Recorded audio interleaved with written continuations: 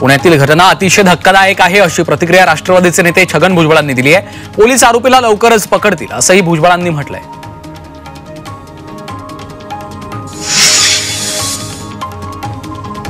फलटणमध्ये आक्रोश मोर्चा काढला जाणार आहे। पुणे स्वारगेट घटनेवर अनेक संघटना आक्रमक झाल्यात। या घटनेच्या निषेधार्थ सामाजिक संघटनांनी निषेध मोर्चा काढण्यात येणार आहे।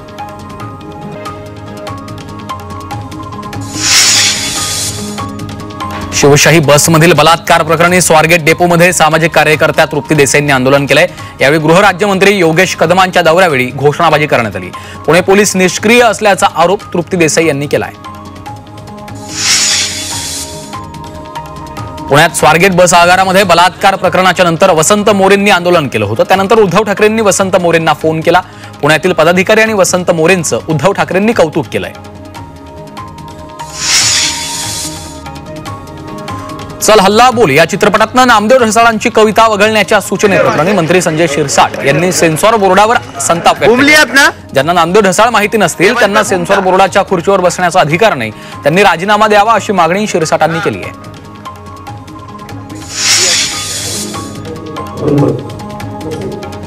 शरद पवारांचे स्वीय सहाय्यक तुकाराम धुवाळी यांच्या शोकसभेसाठी दोन्ही राष्ट्रवादीचे नेते एकाच मंचावर आले। शोकसभेला दिलीप वळसे पाटलांनी हजेरी लावली। यावेळी शरद पवारांनी त्यांना स्टेजवर बोलावून आपल्या बाजूला बसवलं।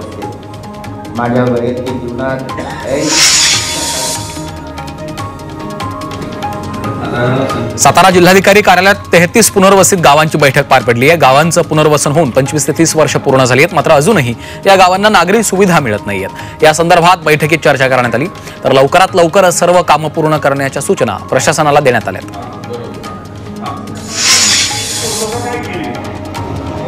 पंढरपूर तालुक्याची आमसभा आमदार अभिजित पाटील, समाधान अवताडे, राजाभाऊ खरे, बाबासाहेब देशमुखांच्या उपस्थितीमध्ये पार पडली। यावेळी तालुक्यातील नागरिकांनी आपल्या विविध तक्रारी मांडलेल्या आहेत। अवैध वाळू उपसा, बेकायदेशीर मुरुम उपशावर कारवाईची मागणी केली आहे। ठाणे मध्यवर्ती कारागृहात 13,925 किलो पालेभाज्या आणि फळभाज्यांचं उत्पन्न झालं। कैद्यांना शेतीचं प्रशिक्षण देऊन त्यांच्या मार्फत शेती केली जाते, त्यामुळे सध्या ठाणे कारागृहाच्या आवारात शेतीचा मळा फुलल्याचं पाहायला मिळत आहे।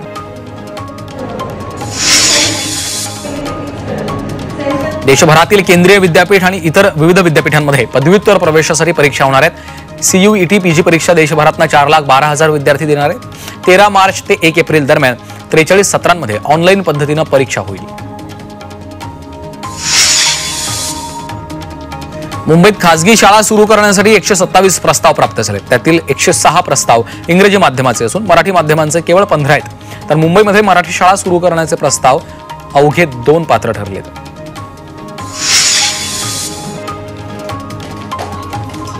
अंगणवाड्यांसाठी आता SRAच्या 200 खोल्या उपलब्ध करून दिल्या जाणार आहेत। त्यातनं मुंबईतील अंगणवाड्यांच्या जागेचा प्रश्न मिटण्याचा अंदाज आहे। एकात्मिक बालविकास प्रकल्पाच्या नियमानुसार 2,000 ते 4,000 रुपये भाडं अंगणवाडीसाठी ठरवण्यात आलंय। मुंबई महानगरपालिका प्रशासनानं मराठी भाषा दिनानिमित्त मराठी भाषा गौरव दिन आणि पंधरवड्याचं आयोजन केलंय। महानगरपालिकेचे आयुक्त भूषण गगराणी यांच्याकडे या कार्यक्रमाचं अध्यक्षपद आहे। सांगलीत मनसेच्या वतीनं मराठी भाषा दिन साजरा करण्यात आला। तसंच शहरात मी मराठी माझी स्वाक्षरी मराठी हा उपक्रम राबवलाय। मराठी भाषेबद्दल प्रेम आणि आपुलकी वाढावी या उद्देशानं मराठी स्वाक्षरी उपक्रमाचं आयोजन केलंय। यावेळी नागरिकांसह शासकीय कर्मचारी अधिकाऱ्यांनी मराठीतून आपल्या स्वाक्षऱ्या केल्या। अकोला जिल्ह्यातील पातूर इथल्या किड्स पॅराडाईज या पब्लिक स्कूलच्या वतीनं मराठी बालसाहित्य संमेलन आयोजित करण्यात आलं। जिल्ह्यातील साहित्यिक आणि कवी या संमेलनाला उपस्थित होते। मराठी भाषा आणि मराठी भाषेची अस्मिता या संदर्भात उपस्थितांना मार्गदर्शन करण्यात आलं। मावळ तालुक्यामध्ये रस्ते पाणी योजनांच्या कामांना गती देण्यासाठी उपमुख्यमंत्री अजित पवारांच्या अध्यक्षतेखाली मंत्रालयात बैठक पार पडली। तर कार्यालयातील एकविरा मंदिर परिसरातल्या विकासाची कामं तातडीनं पूर्ण करा असे निर्देश अजित पवारांनी संबंधितांना दिले।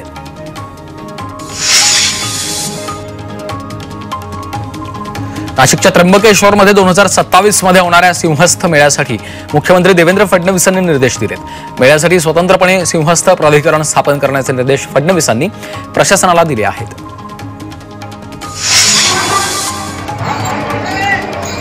वाशिमच्या रिसोडमधील संत अमरदास बाबांचा पालखी सोहळा उत्साहात संपन्न झालाय। या सोहळ्यातील टाळांचा गजर, भक्तिगीतं आणि फटाक्यांच्या आतषबाजीत संपूर्ण शहर भक्तिमय झालं। तर या पालखी सोहळ्यात हजारो भाविक सहभागी झाले। त्यासाठी सामाजिक संघटनांच्या वतीनं पालखी मार्गावर भाविकांसाठी फराळ, चहा आणि सरबताची व्यवस्था केली होती। वाशिमच्या शिरपूरमध्ये जानगीर महाराजांच्या यात्रेला सुरुवात झाली आहे। हिंदू मुस्लिम ऐक्याचं प्रतीक असलेल्या या यात्रेला हजारो भाविकांनी हजेरी लावली। या यात्रेसाठी परिसरात सजावटही करण्यात आली आहे। तर जानगीर महाराजांच्या मंदिरातनं वाजत गाजत नैवेद्य मिर्झा मिया बाबा यांच्या दर्ग्यावर नेण्यात आला आहे।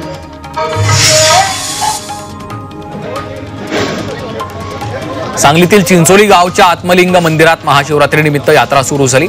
तर आज या यात्रेचा मुख्य दिवस आहे। त्यासाठी मंदिरात आकर्षक फुलांची सजावट केली असून विद्युत रोषणाई देखील करण्यात आली आहे। भक्तांनी पहाटेपासूनच अभिषेक आणि दर्शनासाठी गर्दी केली।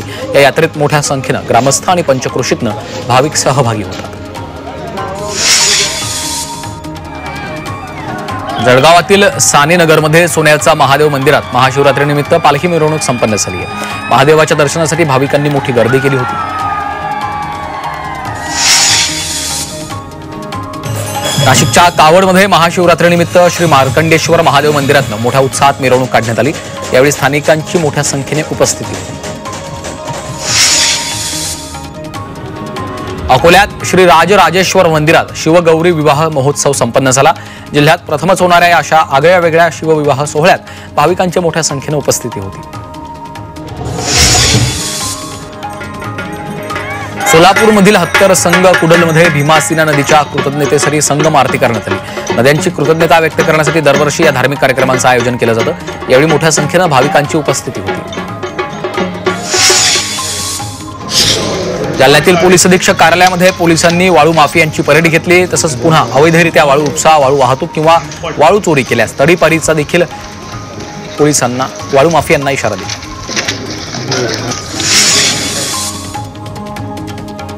बीड जिल्ह्यात अवैध वाळू वाहतूक करणाऱ्या टिप्पर चालकांविरोधात कारवाई केली जाते। या प्रकरणी जिल्हाधिकाऱ्यांनी 40 टिप्पर मालकांना 150 कोटींची दंडाची नोटीस पाठवली होती। त्यानंतर आता टिप्पर चालकांनी दंड न भरल्यास त्यांच्या जमिनी तसंच घरांवर कारवाई केली जाते।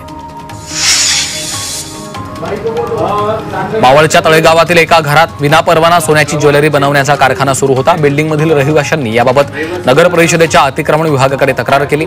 या प्रकरणी कारखान्यावर कारवाईचे आदेश देण्यात आले। कल्याणमध्ये हाय सिक्युरिटी नंबर प्लेटच्या नावाखाली वाहन चालकांची लूट करत आहे। नंबर प्लेटसाठी जास्त दर आकारत असल्यानं शिवसैनिकांनी आरटीओला भेट देऊन पत्र दिलं। तसंच शुल्क कमी न केल्यास आंदोलनाचा इशारा दिला आहे। संभाजीनगरमध्ये उन्हाचा पारा चढण्यास सुरुवात झाली आहे। त्यामुळे गरिबांचं फ्रीज म्हणून ओळखल्या जाणाऱ्या मातीच्या माठाला मागणी वाढली आहे। उन्हाळ्यात माठांना मोठ्या प्रमाणात मागणी असते। त्यामुळे बाजारपेठ आणि ग्रामीण भागात माठांची विक्री केली जाते।